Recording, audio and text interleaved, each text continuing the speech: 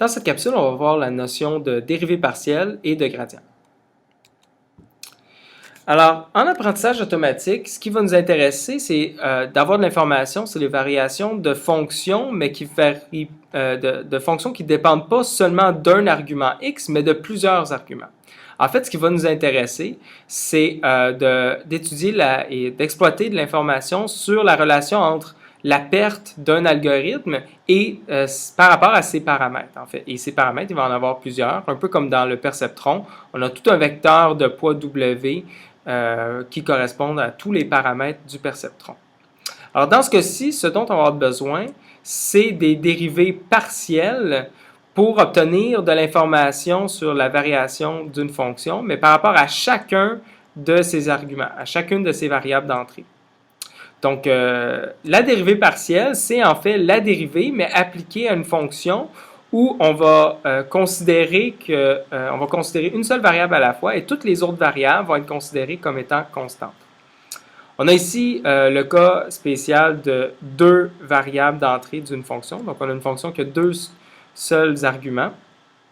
Et la dérivée partielle de cette fonction f de x et de y par rapport à x, donc c'est une dérivée qui est partielle parce qu'on s'intéresse à la dérivée par rapport à un seul argument, ça va être la limite d'un écart qui tend vers 0, un écart delta, où on s'intéresse à f de x plus delta et y moins f de x divisé par la taille de l'écart delta. Et de la même façon, si on s'intéresse à la dérivée partielle de f et x par rapport à de f de x et y, pardon, par rapport à y seulement, on va avoir exactement la même définition, mais où l'écart va être ajouté à y plutôt qu'à être ajouté à x. Okay? Donc, c'est vraiment finalement la définition de la dérivée appliquée dans le cas où on a plusieurs variables. Et là, parce qu'on parle de dérivée partielle, parce qu'on s'intéresse aux variations associées à une seule variable. Donc, c'est des dérivées partielles par rapport à une variable donnée, où on va considérer que les autres variables sont en fait constantes lorsqu'on fait nos dérivations. Alors, pour rendre les choses un peu plus concrètes, faisons quelques exemples. Imaginons qu'on ait une fonction f de x et y qui correspond à x au carré divisé par y. Mais dans ce cas-ci, la dérivée partielle de f de x, y par rapport à x, ça va correspondre à faire la dérivée de cette expression-là ici, x carré divisé par y, mais où on va traiter y comme une constante. Donc, si on fait la dérivée de x carré divisé par une constante, et on fait la dérivée de ça par rapport à x, la dérivée d'une fonction fois une constante, c'est la constante fois la dérivée de la fonction. Donc, dans ce cas-ci, on aurait 1 sur y fois la dérivée de x carré par rapport à x, puis la dérivée de x carré par rapport à x, c'est 2x. Donc, on va avoir 2x divisé par y. Maintenant, pour ce qui est de la dérivée de f de x et y par rapport à y seulement, là, c'est x carré qu'on va considérer comme une constante. Bien, on considère x comme une constante, donc x carré est également une constante par rapport à y. Et dans ce cas-ci, on va avoir la dérivée d'une constante divisée par y. Donc, ça va être la constante fois la dérivée de 1 sur y. La dérivée de 1 sur y, c'est moins 1 sur y carré. Donc, on va avoir moins x carré divisé par y carré. Donc, ce qu'on a fait ici, c'est qu'on a appliqué la procédure pour calculer une dérivée, mais on a traité x comme étant une constante, puis y, c'était dans ce cas-ci notre variable d'intérêt. Un deuxième exemple. Maintenant, imaginons que j'ai une fonction qui dépend d'un vecteur x. Donc, x ici, ce sera un vecteur avec l'élément x1, x2 et x3. Okay?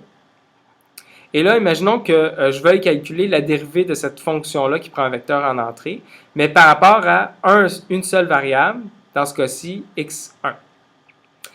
Eh bien, ce qu'on va faire, c'est qu'on va traiter x2 et x3 comme étant des constantes. Et donc, ça équivaut à faire, en fait, la dérivée d'une fonction f de x où x est un scalaire, où on aurait l'exponentielle de x qui est l'exponentielle de x1. Donc, j'ai changé x1 par x. Puis, en fait, j'ai changé le numérateur ici qui dépend de x2 pour une constante. Donc, a va être l'exponentielle de x2. Puis b, ça va être en fait l'autre partie qui dépend des autres variables, mais que je traite comme des constantes, à savoir x2 et x3. Donc, b, ça va être l'exponentielle de x2 plus l'exponentielle de x3. Là, ce qu'on va faire, c'est qu'on va faire la dérivée de cette expression-là par rapport à x. On va traiter tous les autres termes comme étant des constantes. Donc, j'ai ma fonction qui dépend d'un seul x scalaire. Alors, si je fais la dérivée de a sur l'exponentielle de x plus b, c'est l'équivalent de faire la dérivée, donc, en fait, je l'ai ici, la dérivée de a sur l'exponentielle de x plus b par rapport à x. Alors, ce que j'ai fait ici, c'est que j'ai mis toute ma fonction à côté de l'opérateur dérivé, plutôt que de le mettre ici, juste pour que l'expression soit plus facile à regarder. Donc, ça, c'est une notation là, qui est souvent utilisée pour simplifier un petit peu. On va juste mettre l'opérateur dérivé divisé par dérivée x à gauche de l'expression dont on souhaite prendre la dérivée. Okay. Je vais enlever l'encre. Donc, faisons la dérivée de cette expression-là par rapport à x. Alors, on a une constante fois une fonction de x. Donc, si je fais la dérivée de ça, ça va être la constante a fois la fonction, qui est 1 sur l'exponentielle de x plus b. Maintenant, je peux faire la dérivée de 1 sur ma fonction ici. Ça va être égal à moins 1 sur ma fonction au carré. Donc, genre moins a sur l'exponentielle de x plus b au carré, fois la dérivée de ce qui reste, à savoir l'exponentielle de x plus b. La dérivée de l'exponentielle de x plus b, je peux faire la dérivée de l'exponentielle de x qui va être l'exponentielle de x, plus la dérivée de b par rapport à x. B est une constante, donc c'est 0. Donc, il me reste seulement l'exponentielle de x qu'on retrouve ici. Alors, ma dérivée de f de x par rapport à x, c'est moins a fois l'exponentielle de x divisé par l'exponentielle de x plus b au carré. Et donc, finalement, je suis prêt à prendre mon expression pour x et pour b et le remplacer par ce à quoi il correspond vraiment, savoir a, c'était l'exponentielle de x2, puis b, c'est l'exponentielle de x2 plus l'exponentielle de x3.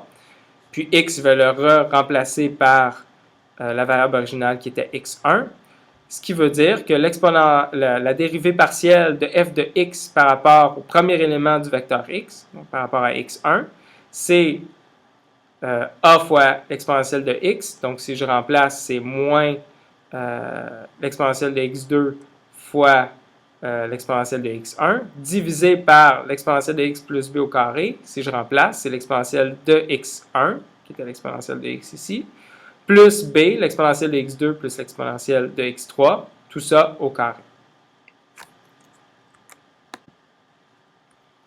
Un troisième exemple, prenons la même fonction, mais maintenant, on va faire la dérivée partielle par rapport à x2, le deuxième élément de x.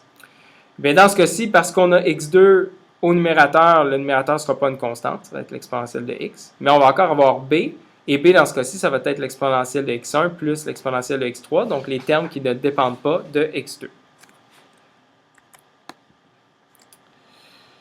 Alors, on fait la dérivée de f de x qui va être ici l'exponentielle de x divisé par l'exponentielle de x plus b.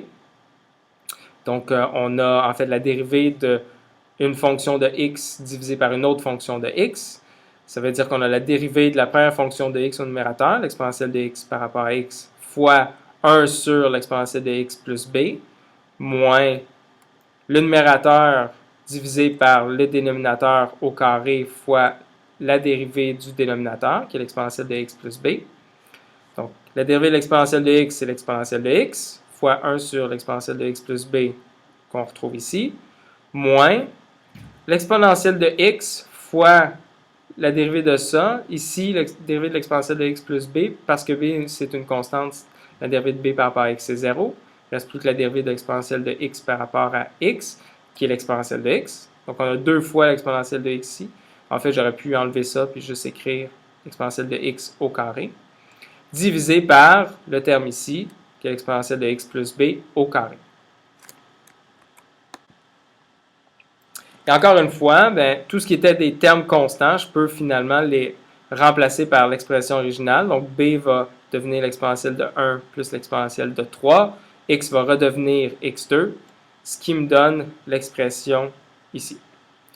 Donc, dans les exemples, en fait, ce que j'ai fait, c'est que j'ai commencé par identifier qu'est-ce qui était une constante par rapport à la variable pour laquelle je faisais la dérivée partielle, puis la variable qui m'intéressait par rapport à laquelle je faisais la dérivée partielle, je l'ai remplacée par x. Je pourrais ne pas faire ça explicitement, puis juste implicitement faire ma dérivée partielle, puis simplement traiter toutes les autres variables qui ne sont pas les variables par rapport auxquelles je fais des dérivées comme étant des constantes. J'ai juste fait un exemple ici où explicitement je remplaçais tous les termes qui étaient constants par rapport à ma variable par rapport à laquelle je faisais la dérivée partielle. Donc, je les ai remplacés par des termes comme A et B que j'utilise souvent comme des constantes, juste pour renforcer le fait que je les traite comme des constantes, mais c'est pas obligé de toujours identifier les constantes, les remplacer par des termes comme A et B pour faire les dérivées partielles. C'est juste pour illustrer le fait qu'ils sont traités dans la dérivation comme des constantes. Maintenant, avec la notion de dérivée partielle, on va pouvoir introduire une règle, la règle de dérivée en chaîne, qui va en fait nous permettre de calculer des dérivées sur des expressions arbitraires. On aurait des combinaisons arbitrairement complexes de fonctions. Donc, on a un premier cas simple qui est une fonction f de x qu'on peut écrire comme étant calculée à partir d'une fonction intermédiaire g de x. Et dans ce cas-ci, la dérivée de f de x par rapport à x peut toujours être calculée comme étant la dérivée de f de x par rapport à ma fonction intermédiaire g de x fois la dérivée de g de x par rapport à x. En fait, ça, on est déjà familier avec ça.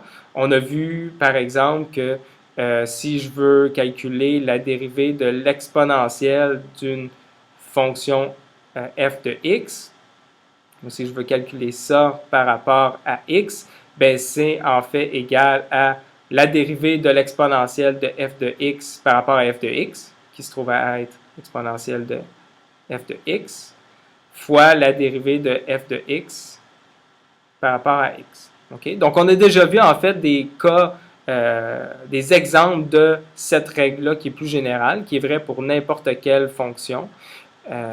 Et donc, c'est simplement une formulation plus générale là, de quelque chose qu'on a déjà vu.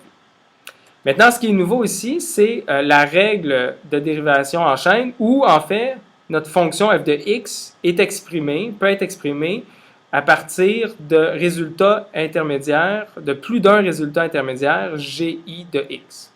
Et dans ce cas-ci, la dérivée de f de x par rapport à x, on va pouvoir l'écrire comme une somme sur tous les résultats intermédiaires de la dérivée de f de x par rapport à gi de x. Donc ici, c'est vraiment une dérivée partielle parce qu'on va la faire par rapport à un seul des résultats intermédiaires, gi de x, fois la dérivée de gi de x par rapport à x. Et on va faire la somme de ces produits de dérivés-là pour toutes les fonctions intermédiaires gi de x. Faisons l'exemple. Imaginons qu'on ait la fonction f de x qui soit égale à 4 fois l'exponentielle de x plus 3 fois 1 plus x à la 3. Et imaginons maintenant que comme résultat intermédiaire, comme fonction intermédiaire, je vais identifier g1 de x comme étant l'exponentielle de x, qui est ici, puis g2 de x qui va être 1 plus x, qu'on retrouve ici. Donc, on peut écrire f de x comme étant 4 fois g1 de x plus 3 fois g2 de x à la 3. Eh bien, avec la règle de la dérivée en chaîne, tout ce que j'ai besoin de calculer, une fois que je l'ai réécrit comme ça, c'est la dérivée de f de x par rapport à g1 de x, la dérivée partielle de f de x par rapport à g1 de x, la dérivée de g1 de x par rapport à x, plus, donc je vais multiplier les deux ensemble dans ma règle de dérivation en chaîne, plus la dérivée de f de x par rapport à g2 de x, la dérivée partielle, fois la dérivée de g2 de x par rapport à x. Donc, la dérivée de f de x par rapport à g1 de x, la dérivée partielle de f de x par rapport à g1 de x, donc c'est ici, si je fais la dérivée de cette expression-là juste par rapport à g1 de x, où g2 de x serait une constante, ça donne simplement 4. effectivement, genre 4 fois g1 de x, la dérivée de ça, c'est 4, plus un terme ici qui est une constante, qui dépend de g2 de x, mais qui ne dépend pas de g1 de x. Donc, ça me donne une dérivée partielle par rapport à g1 de x qui va être 4. La dérivée de g1 de x, g1 de x, c'est l'exponentielle de x. Donc, la dérivée par rapport à x, c'est l'exponentielle de x. La dérivée de f de x par rapport à g2 de x, la dérivée partielle par rapport à g2 de x, ça va être, donc, ça, la dérivée par rapport à g2 de x, c'est 0. Et plus 3 fois, la dérivée de 3 fois g2 de x à la 3, donc ça va me donner 3 fois 3 ici qui fait 9, fois g2 de x à la 3 moins 1, donc 2. Donc genre 9 fois g2 de x à la 2. Et finalement, la dérivée de g2 de x par rapport à x, je vais avoir la dérivée de 1 par rapport à x qui est 0, plus la dérivée de x par rapport à x qui est 1. Donc ça va me donner une dérivée qui est égale à 1. Maintenant, avec la règle de dérivation en chaîne, je peux tout combiner ça ensemble. Je vais avoir 4 fois l'exponentielle de x, qu'on retrouve ici, plus 9 fois g2, fois g2 de x au carré, fois 1. Donc, en fait, ici, j'ai une erreur. Je devrais avoir le 2 ici.